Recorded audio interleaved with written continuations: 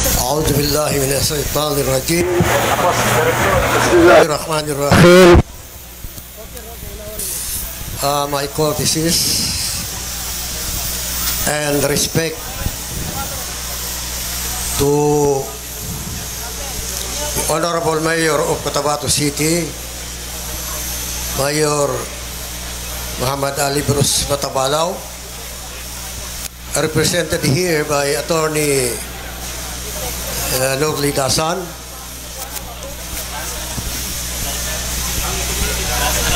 my courtesy and respect to the Farm Senior Minister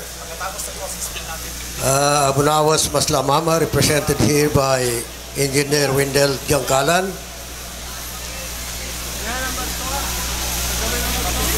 the Honorable Deputy Minister Harun Miling,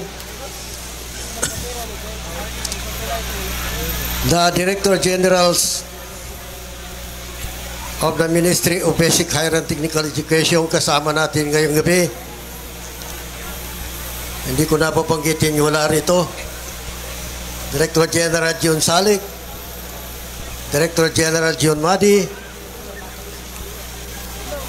of course yung mga special na mga visitor natin, no? Mga bisita natin, si Mayor Anwar Salwang ng Nabalawag Special Geographic Area, si Brother Anwar Salwa,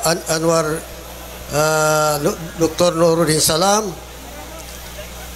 si Brother Anwar Alamada, at saka siyempre yung mga directors natin, Director Tong Amino, Director Gianni Balawag, Director Ali Khan Sangkula, Director Daud Kadon, Director Samira Munib, Director Judith Cobalejo, Dr. Mildred Abbas, at siyempre, hindi maging kumpleto ang mga pangalan babanggitin natin dito. Although everybody is important, kasama na po yung mga atleta po natin, mga coaches natin, si Dr. Syahani Samagayan, hindi ko na babanggitin ang mga appointment nila, yung mga trabaho nila, Dr. Sinaida Alonto Unti, Dr. Myra Mangkabong, Dr. Tim Sanchez, Dr. Alma Nur Abdullah, Dr. Nori Mamalinta, Dr. Lermalin Sanggugot Tidal,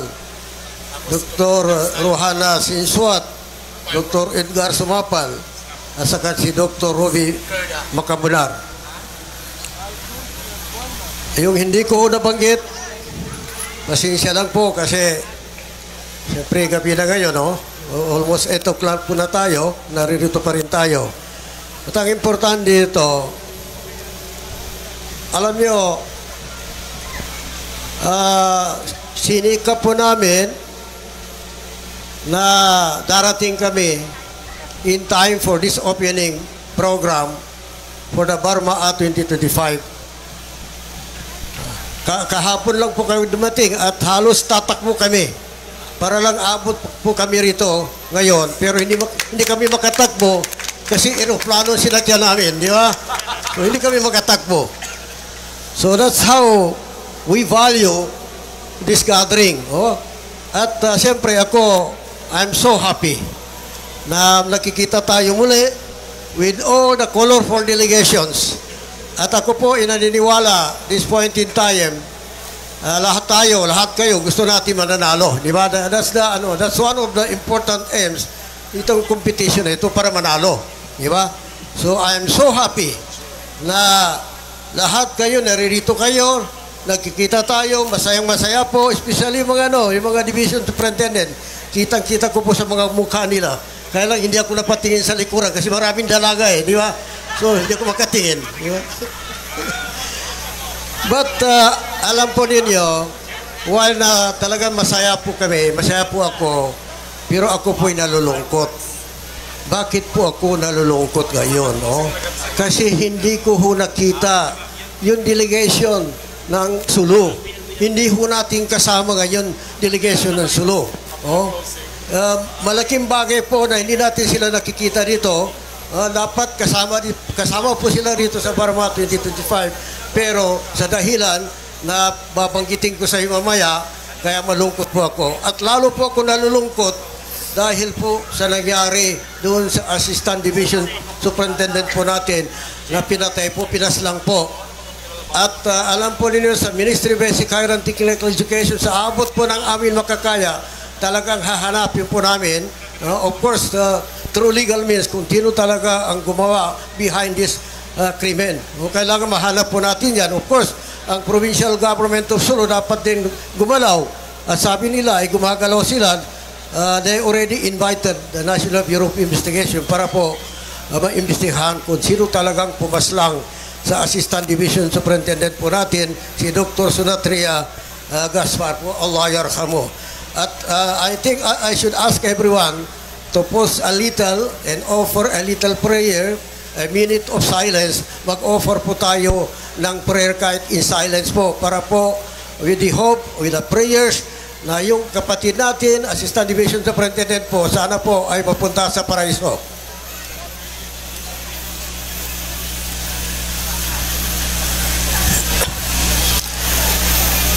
Assalamualaikum warahmatullahi wabarakatuh. Babasahin ko po ang portion ng speech na ito kasi magagalit yung gumawa. Nandito sa tabi ko, si movie fan niya gumawa nito, magagalit ito pag hindi ko binasa. Di ba? Pero pasensya ka na lang, hindi ko babasahin lahat Di ba? So our esteemed school division superintendent, dedicated teachers, coaches, sports officials, proud parents, and most importantly, to the young and talented athletes of the Bangsamoro Autonomous Region in Muslim Mindanao, I wish you a pleasant evening. Binanggit ito araw pero gabi ngayon, kaya pinalitan ko yung araw ng gabi. It is with great pride and joy that I welcome all of you to the Burma At 2025. This annual gathering of student athletes across the Bangsamoro is more than just a competition. It is a celebration of talent, discipline, and the unbreakable spirit of unity that defines our people.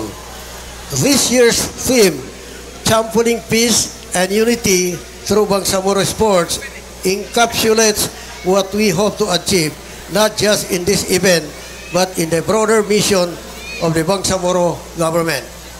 Sports are powerful equalizers, bridging differences in language, ethnicity, and background.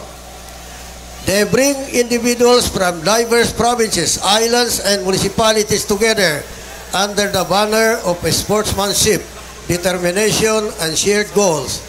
In the Bangsamoro region, where we remain dedicated to peace, education, and development, sports are essential for promoting unity and resilience among our youth. Through sports, we strengthen our advocacy for inclusive education, ensuring that no Bangsamoro learner is left behind, not in academics, not in leadership, and certainly in the pursuit of athletic excellence. We firmly believe that every young person, regardless of their economic status or geographical location, deserves the opportunity to develop their skills in the classroom or on the playing field. At this juncture, let me remind everyone about what sports offer in terms of valuable lessons for us. Unang-una, first, kailangan natin ang discipline. Discipline and hard work are essential as success does not come overnight. It takes early morning training sessions, countless hours of practice, and a relentless pursuit of self-improvement. This discipline will set you apart not just as an athlete but as a future leader of professionals in the Bangsamoro. Pangalawa, resilience in the face of challenges is another crucial lesson that we have and we must learn during this Burma At 2025. There will be moments when you stumble, lose a game you thought you would win, or feel exhausted and ready to give up. But remember, resilience is the key to growth. Setbacks are not failures.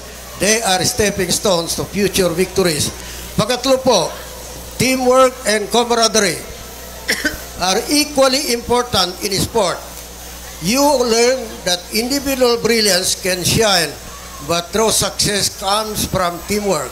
Whether in basketball, volleyball, relay races, or any other sport, teamwork is the foundation of outstanding achievement. The same principle applies to our communities and governance of the Bangsamoro region. Fourth, another key value is respect and sportsmanship. Win or loss, will always respect your fellow athletes, coaches, referees, and supporters.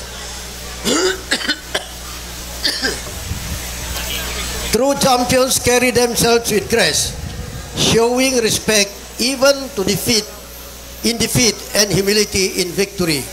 Finally, perseverance and drive for excellence define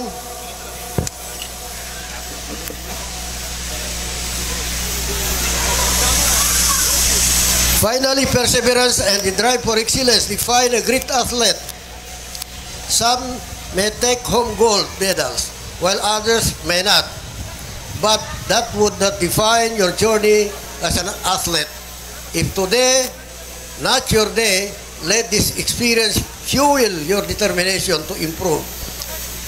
Push yourself harder and come back stronger in the next competition.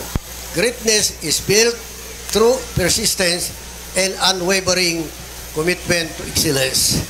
Lastly, having said all these points and issues, let me put a challenge to all of us, including me. Everybody, mga athletes, mga coaches, division superintendent, assistant division superintendent, I'm not blaming anyone. If I have to blame anyone, I will blame myself first because I am your minister. Whether in success or in failure, especially in failure, I'll be the one to be accountable for that. And if it is a victory, probably I would be the last, or probably I join the crowd.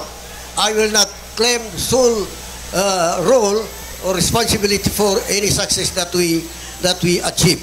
But this challenge is very important. Kailangan natin mag-improve. For the last palarong pambansa, magandang record natin.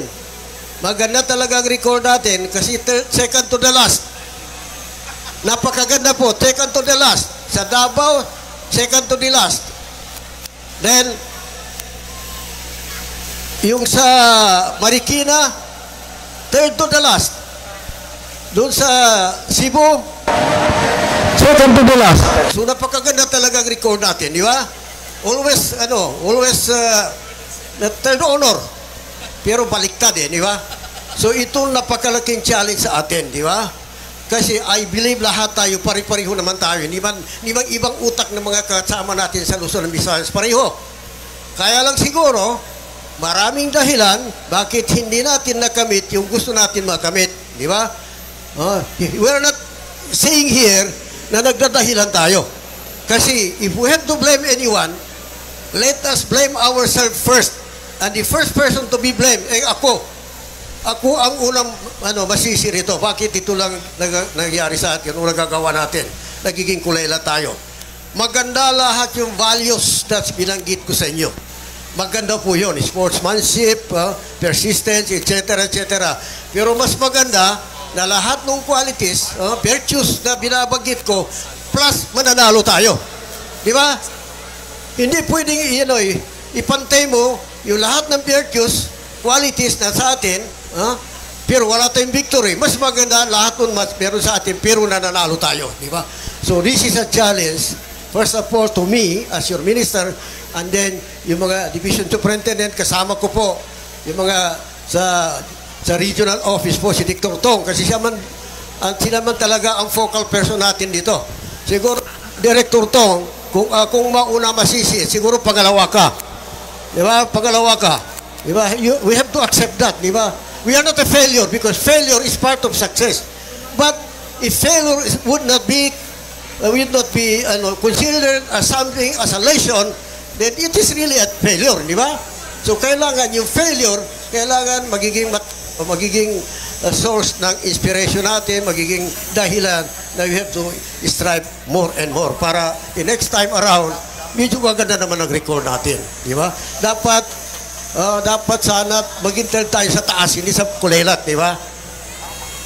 And then, rest assured that the Barm government and of course the Ministry of Basic Higher and Technical Education sa pagsisikap ng opisina natin sa finance, meron man dito ang dalawa na mga marites, dito dalawa, marites man ito, dalawa. So talaga nagsisikap nila na yung susunod na palarong pambansa, malayo po sa Ilocos yan di ba? Ilocos yan. Yung current na na-approve na budget natin, 25 million talagang hindi kasya yan. Di ba? Kaya siguro, kung nakuha natin the 3 previous palarong pambansa at third to Dilas o second to Dilas, baka kulilat na tayo, number 1 na. Di ba? Kasi yan ang isang dahilan kung bakit medyo talagang very dismal ang performance natin. Kulang ang budget natin, di ba? Kulang ang budget natin. Pero this time, dahil sa tulong ng Barm government at sa pagsisikap natin lahat at saka yung Ministry of Basic Higher and Technical Education, mayroon po tayong in the basket already. We can count the edge now. We have 25 million in the basket and we can count for that amount. Pero that is not enough. So mayroon po tayong request sa Barm governments, sa Bangsamoro Parliament, na dadagdagan ng 28 million at we are very hopeful na yung 28 million may dagdag doon sa current na budget natin para sa palarong pambansa. Di ba? Aeroplano sa sasakyan natin pero kung gusto nyo barko, pwede naman, di ba? Pwede naman barko. Lalo mga kapatid natin sa Tawi-Tawi, barko naman lagi ang sinasakyan ninyo, di ba? So with that, let's pray to Allah na this point in time, medyo tataas naman ang ranking natin. Kaya sabi ko, ulitin ko lang, and this is the last point, all the virtues, all the qualities na binanggit ko kanina, pero there is no substitute na lahat yung meron sa atin, pero mananalo pa tayo. With that, Assalamualaikum warahmatullahi wabarakatuh. We take the moment of the presence of our Minister of the MBHTE. Since she is already here standing in front of us, let's have the declaration of the opening of the Barmabi 2025. Bismillahirrahmanirrahim. With the authority and powers vested in me as Minister of the Basic Higher and Technical Education, I hereby declare Barma 2025 open. Sir.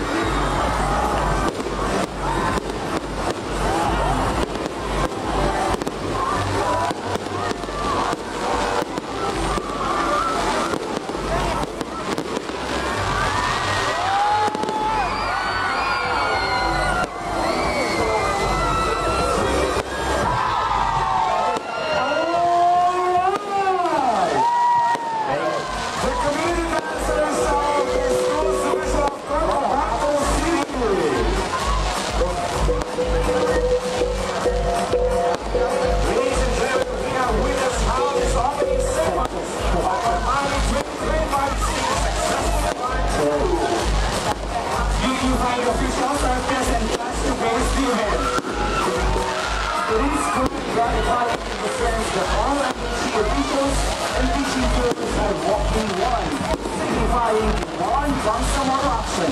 As we agree with witnesses that the seriousness of the town officials in making this event so positive and world champion.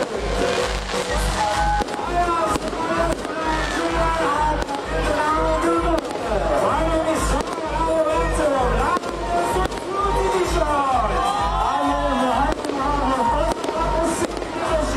My name is Mr. Motivate, the Science Division. Long live Bangsamoro!